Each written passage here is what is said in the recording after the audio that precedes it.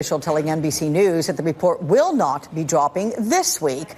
But the Washington Post reports DOJ officials do expect to receive it sometime in March. Let's bring in Democratic strategist Bishop Garrison, interim executive director of the Truman Project, and Republican strategist Brian Darling, founder and president of Liberty Government Affairs. Hi, guys. Good to see you on a Sunday morning.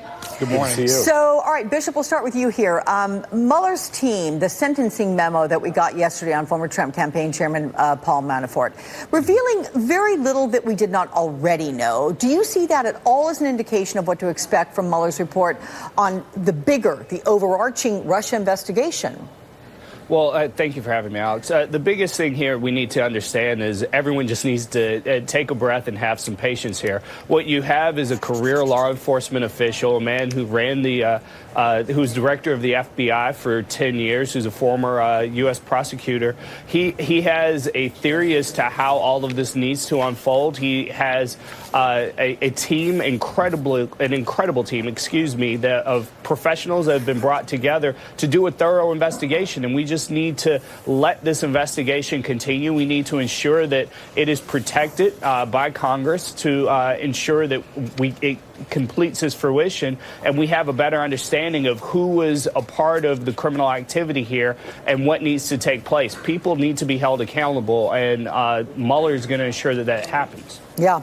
Brian, the president's team and the president sticking with the same message when it comes to the threat of that report. Let's take a listen to this.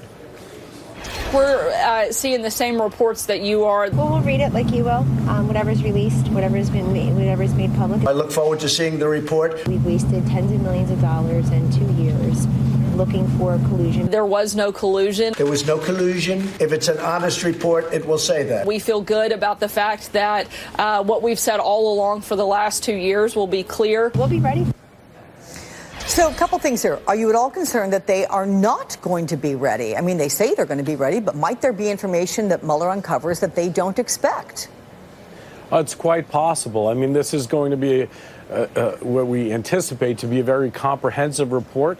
We don't know what is going to be released. As we know, Mueller will submit this report to the Attorney General, and the Attorney General may send a summary, may send the whole report to Congress under seal. We just don't know how this is going to come out and if the American public will get to see this report as a whole. But I think to date, from what we've seen in all the public filings and the Mueller cases, the numerous Mueller cases, there is no evidence of direct collusion right now. And maybe there is going to be some evidence of that in the report. But I think that's what everybody in Washington is looking at. Is there going to be some evidence of direct collusion? Is that going to lead to an inquiry by Congress that may lead to a discussion about impeachment? But, Brian, what do you think that the Trump campaign is planning to do when it drops? The White House, what it will do when it drops? Do they try to shield it from public view, or does that just depend on how damaging it could be for the president? Well, I think you're hearing a lot of allies of the president talk about how this report needs to be released. I think ultimately, if you do hide the report, the American people will want to see the report, and there'll be theories abound that there's a conspiracy to hide what's in the actual report. So I think ultimately, the American people have a right to see what's in the report. And if the report does not show any collusion between the Trump campaign and the president himself and Russians, I think it will turn out to have been a big witch hunt where they've got a lot of guys and they've got a lot of individuals on perjury traps, on obstruction of justice. But there doesn't appear at this point yet to be a smoking gun that shows collusion between the Russians and Alex. Why does anybody lie? You're talking about plenty of perjury out there. Why does anybody lie if there's nothing to cover up? If I could just say one thing, just from the Roger Stone piece in and of itself, we see that there's a clear connection back to the campaign in an effort to enhance and enrich itself from the ill-gotten gains of Russian hackers. We saw that during the campaign in August of 2016. I was there. I was in Brooklyn when Roger Stone came across media and announced that he had something big that was coming out that was really going to shake everything up. And come to find out, he was having backdoor talks with WikiLeaks this entire time, and Guccifer, who had actually gone through this.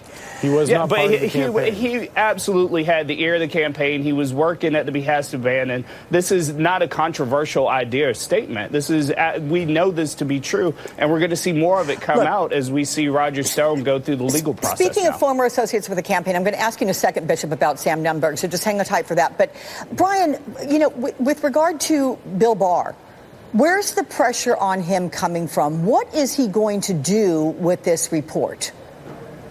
Well, that's the million-dollar question. I don't think anybody really knows whether he will release the whole report, whether he will release a summary of the report, whether he will heavily redact the report and release something that's somewhere in between. So, you know, he's very new into the job. He obviously served in the George H.W. Bush administration as Attorney General, and somebody who has a great deal of experience in this area and obviously has opinions on what to do in this area. But I don't think anybody knows how this is all going to play out. And so we're all in the dark just waiting to see what's going to happen. Yeah, I know.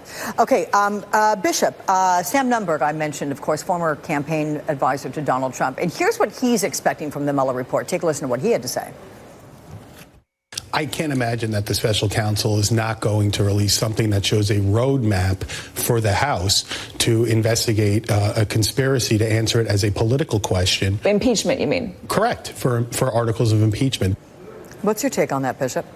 Well, what I think is that we have, again, as I said earlier at the beginning of the segment, we have some highly trained professional law enforcement officials that are going to go through and they're going to look to see what criminal activity has taken place. I don't think that you're going to have anyone that's looking to fully paint this as any type of political issue. What they're looking to do is see who actually violated law and to ensure that those individuals are held accountable. This is a nonpartisan issue. We should have Democrats and Republicans that are looking to protect this investigation and looking to see who actually violated law. You know, there's another theory out there, Brian, and it harkens back to what you were saying, which is that Mueller's been writing his report in plain sight this entire time. If that's the case, hasn't it already jeopardized the Trump presidency, to your earlier point, given the many other Trump-linked investigations that it has sparked? Well, there's no doubt that we've seen numerous public filings and basically a Mueller report already out in the public with this massive filing. When you look at the Manafort case and all the other cases out there, there's a wealth of information out there right now that actually is a report, and a Mueller report that the American people can see. So, yeah, I mean, that's damaging in one sense, politically damaging, but I don't think legally damaging at all, because most of these individuals, you know, look at Manafort, a lot of what he did had absolutely nothing to do with the campaign. Same with Roger Stone, wasn't part of the campaign, so a lot of it didn't have anything to do with the Trump campaign at all. All right, guys, that's a wrap. Bishop, Brian, I'm sure I'll see you next week. Thank you so much. The unofficial Donald Trump book club. David Gurr is going to show us what the president thinks we all should be reading.